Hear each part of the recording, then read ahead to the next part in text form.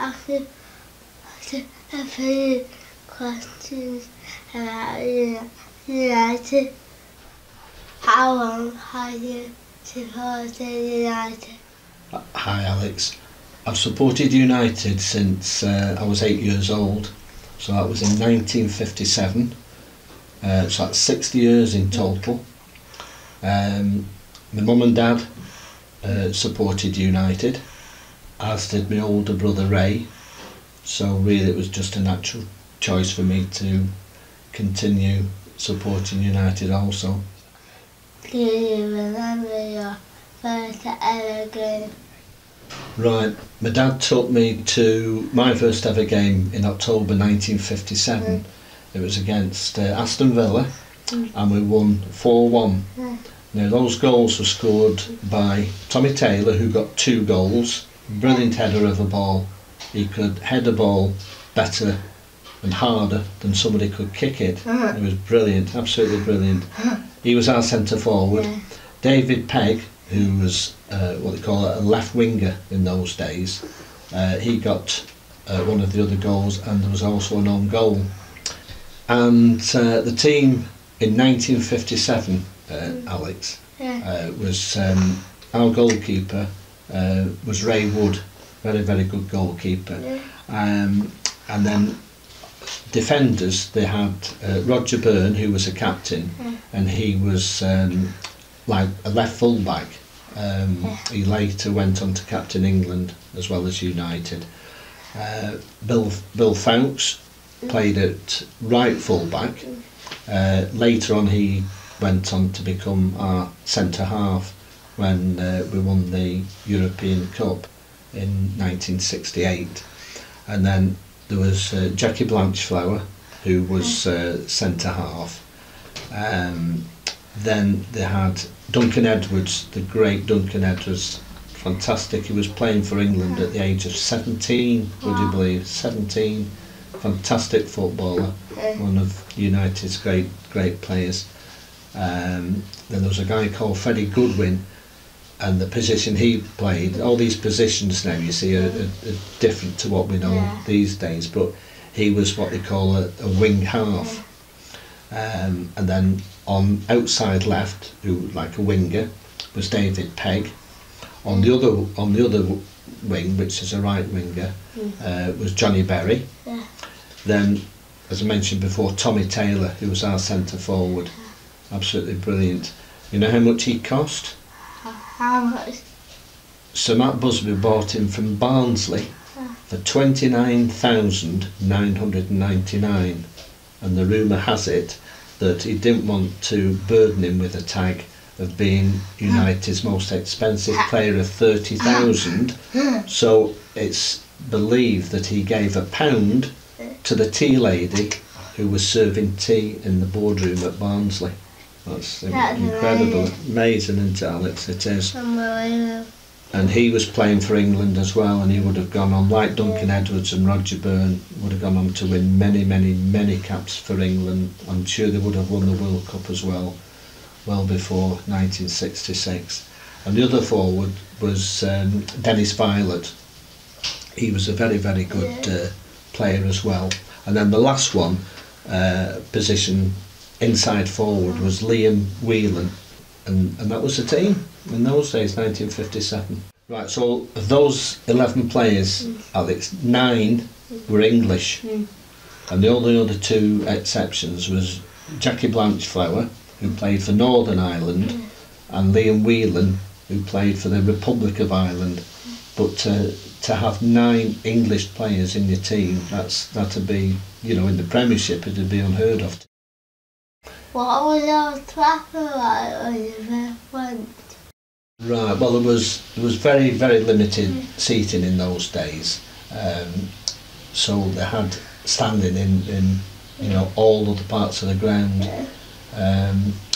The goal opposite the Stretford end used to be a big scoreboard there, and it used to be lettered A to Z, and at half time they used to give all the half-time scores out, because in those days all matches kicked off at 3 o'clock. There was no early morning games, lunchtime games or evening games. There's no games on a Sunday The only games were midweek, with those, you know, other league matches or any later on any European games. And even England, when they used to play their internationals, a lot of the games were played on a Wednesday afternoon at 3 o'clock. So, you know, all the times nowadays, of course, are completely different.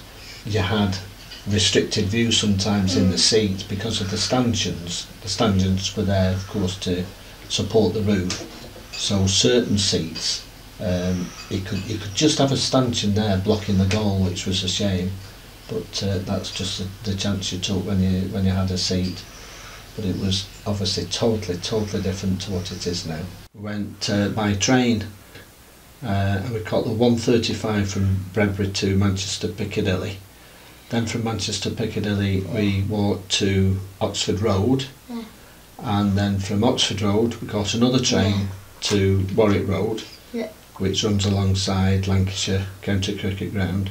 And then from there it was about a 10-15 minute walk before we got into the ground. So it took us about an hour roughly. So that's the train ticket, Alex, from 52 years ago.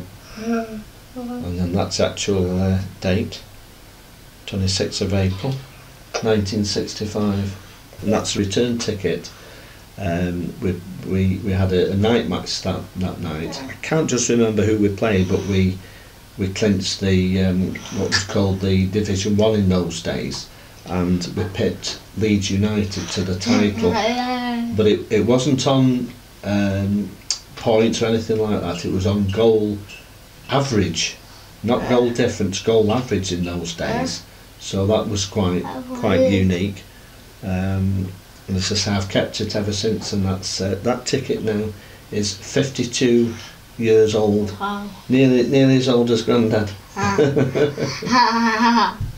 And we used to have a drink of Oxo or Bovril.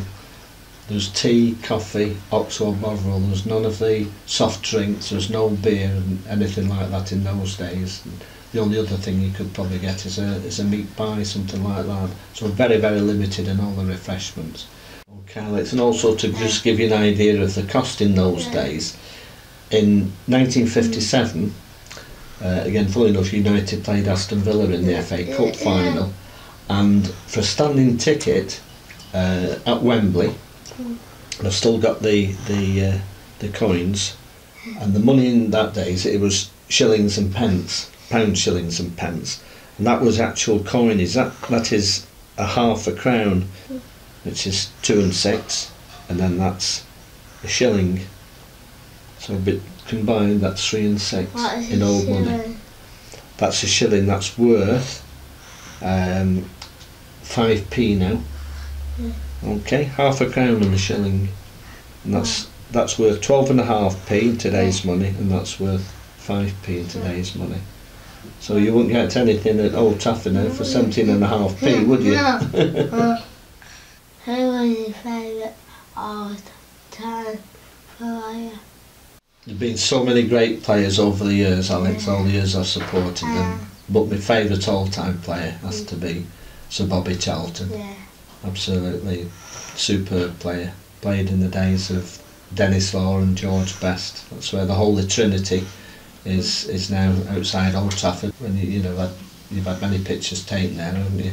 And then the sort of best current player, a few, but Valencia was a favourite of mine. He's been at United a long time now, played under Sir Alex Ferguson and other managers. But like good, fast, direct players like Rashford and Martial also. What is your best United 11? Right, Alex, this is one of the most difficult questions you could ever ask any Manchester United supporter, because everybody's got the favourites, everybody's got their own idea of what's the best 11. But I would do a 4-4-2 formation, and I've purposely not included any of the Munich players, just basically because I'd only seen the Busby Babes a couple of times, but certainly Duncan Edwards, Roger Byrne, Tommy Taylor, if they had carried on and had not perished in the Munich air disaster, they certainly would have been part of the 11. But for this purpose, I've excluded them. The goalkeeper, I've got to choose Peter Schmeichel. He's one of the best one-on-one goalkeepers I've ever seen. Absolutely brilliant, and he was great at distributing the ball.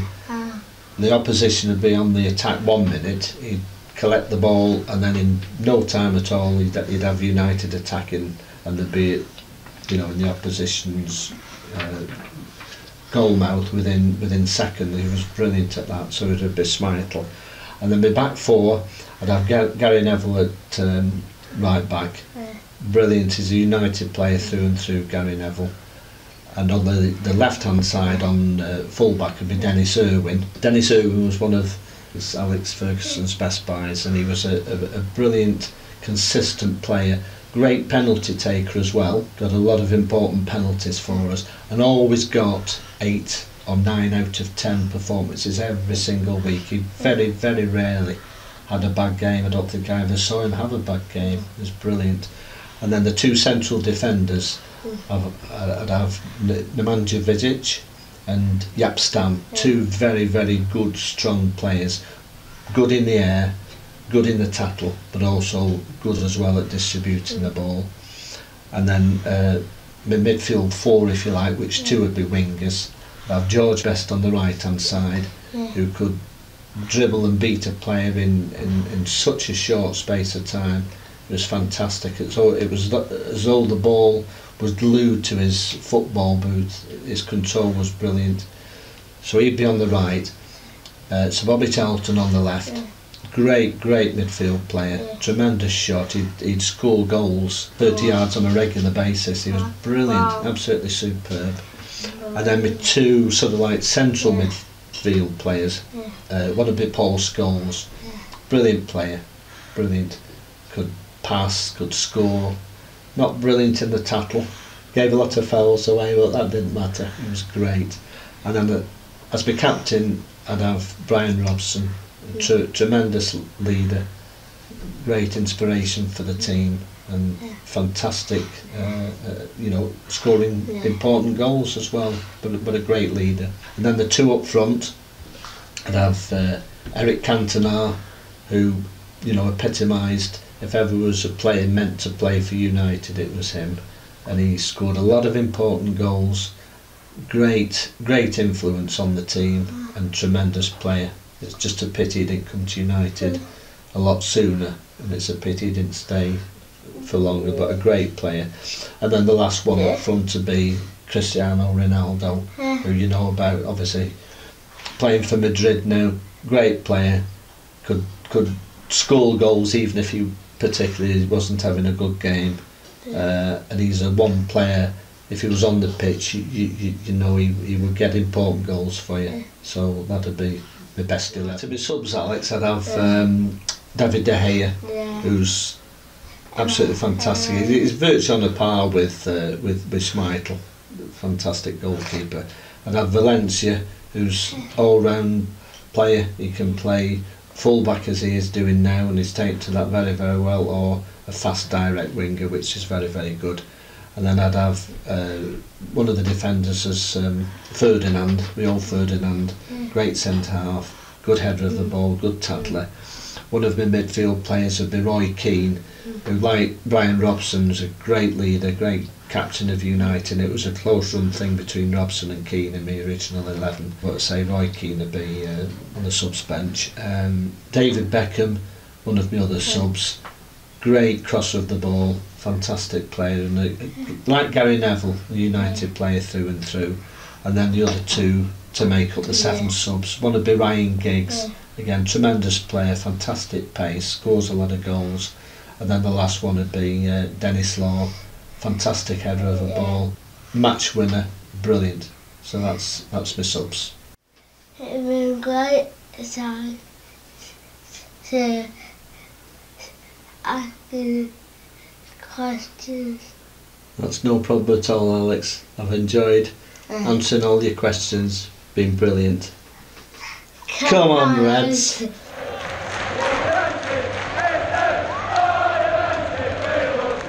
That was funny.